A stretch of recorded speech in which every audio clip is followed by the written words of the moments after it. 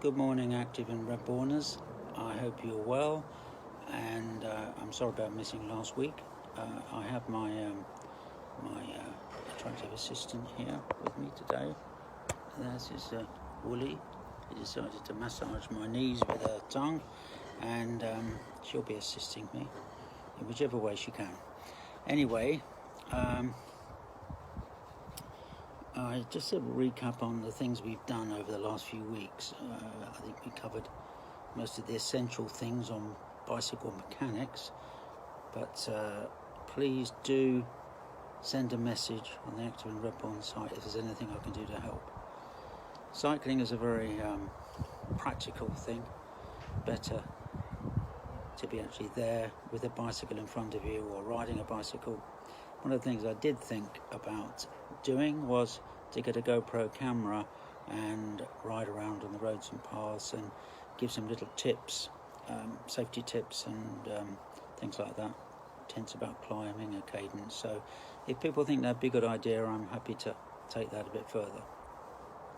One of the things that whilst I'm still supposed to be shielding, I have been out a little bit more and noticed that there are a lot of cyclists about, which is great. It's also obvious to me that there are a lot of cyclists over there who are not as practiced and experienced as they will be when they've been out more. So I'll probably list on Active and Reborn a few basic points, a few things to remember about braking, remembering cars behind you. I know the current thinking is it's better to ride 2 or 3 abreast on the road to slow cars down.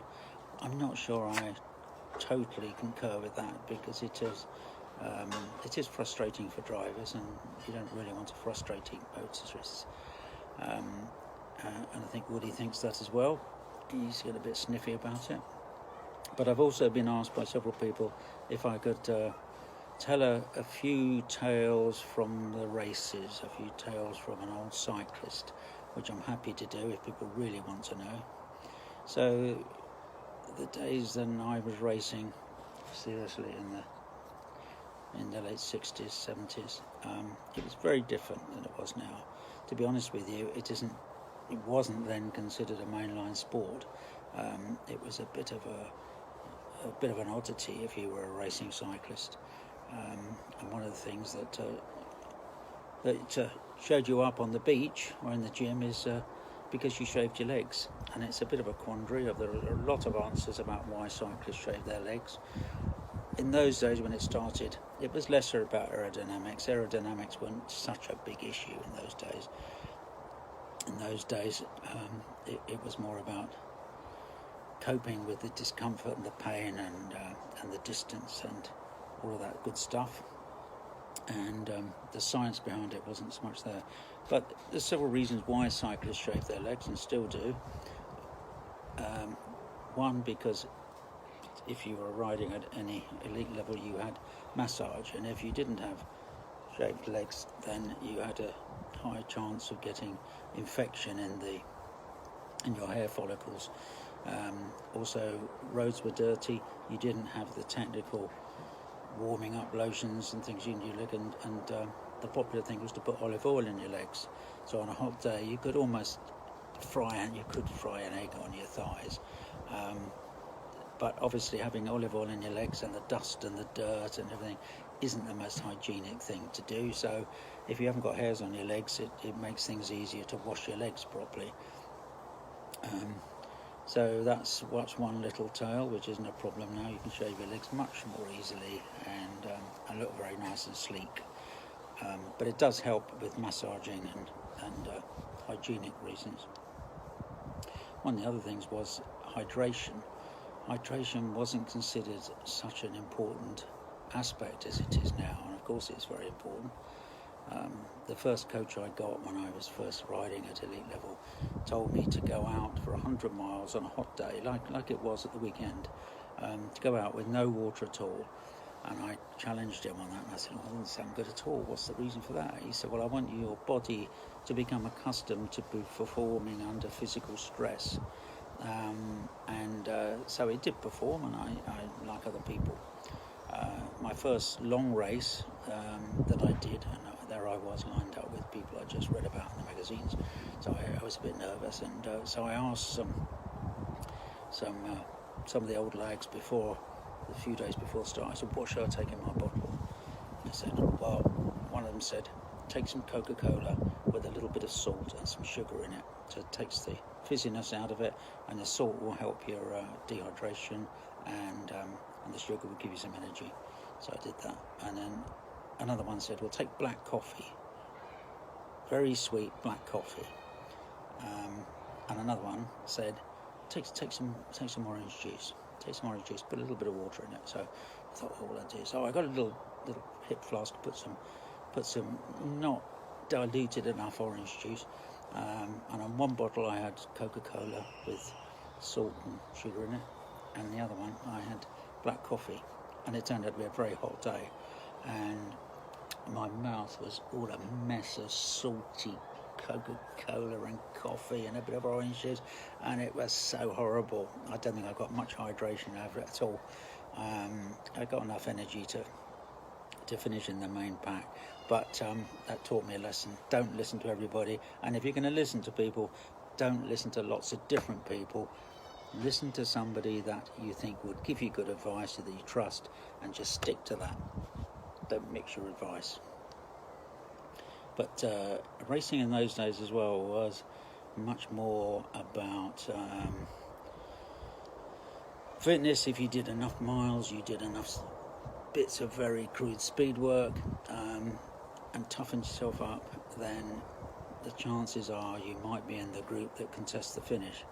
And so much of it, I think, was really a war of attrition, and I don't think I had particularly much skill, other than the fact that I could perhaps endure more discomfort and pain, and I was stubborn, and I wouldn't give up. I was a bit like a bit of chewing gum on your shoe that you can't get rid of. So if I got into a group, I'd make sure I'd either die or stay with them to the end. So racing was, and bikes were all made of steel. The tyres were not particularly light. None of it was light, to be honest. And you didn't have clip-on shoes. You had toe clips, metal clips at the front, with a strap that went round to strap your foot on into the pedal. And you did have little shoe plates underneath to make sure your shoes didn't come out of the pedal. And you used to have to put those on a last, like a blacksmith's last, and hammer them in with tacks. And if you weren't very careful, you got a bit of the tack coming out through the bottom of the shoe, which would irritate you all race. So all of these little things took much more preparation than it does now. All you've got to do is take your bike down to a trustworthy bicycle shop and get them to prepare your bike ready for the race. Anyway, with these shoes, you used to take them so if you were going up a hill. Those days, you used much bigger gears for all sorts of reasons. You had much bigger gears all out the saddle, so you're pulling on your feet, pushing down, and you didn't want to pull your foot out, so you tightened up your toe straps so that it's really tight around your foot. And then when you're sprinting, an intermediate sprint or a stage finish or finish the race, you'd pull your straps tight. You didn't want to pull your foot out. And it used to be so painful on your feet, you couldn't wait to undo them. And on a hot day, you couldn't wait to take your shoes off and then put them in a bucket of water or something. And now you have shoes, you don't realise you've got them on. Saddles, you used to have a leather saddle, and when you got it, it was so thick, it must have been half an inch thick, this leather, straight from the cow. I think they just cut the shape out and just put it on the saddle. So you used to have to put some oil on it, and all the people talked about was neat's foot oil, and I never got to understand what a neat was and why his feet have much oil in it. Woody knows, don't she? So you got neat's foot oil on it, and they said, right, put this neat's foot oil on your saddle, and there's a little screw at the end which stretched the saddle a bit, so it stretched it and it was soft, and then as you rode it, month after month, it would fit into the shape of your sitting bones. So once again, I thought I'd be clever. I was young, and I thought, well, if they say you've got to turn that, if you put this much neat's foot oil on it and you've got to turn it half a turn every week, I'll I'll put twice as much linseed oil on, and I'll turn it a whole turn each week, and they'll be much quicker and it'll be much softer. And what did they know? So I did this, and by the end of the year, my saddle had grown about that much, and it was so socky. It was like a wet rag. So I wasted that saddle. Once again, I didn't listen to people, and I learnt from doing that. The other thing, you might well have seen pictures of old cyclists before I was racing, I'd say, but they would have a tyre wrapped around their shoulders and their neck, and that was because you didn't get race service then. And these were tubular tyres, which you can still get for racing. They're very expensive and usually handmade, and so normally you have the tyre like that, which fits onto the rim being here, and then in a tube in the middle. And the tubular tyres are sewn along the bottom, and they sit in the I can get this right, in a recess in the rim, which is glued on. You get glue, you have to put glue to prepare it, and it's a very much faster ride. It's noticeably faster, and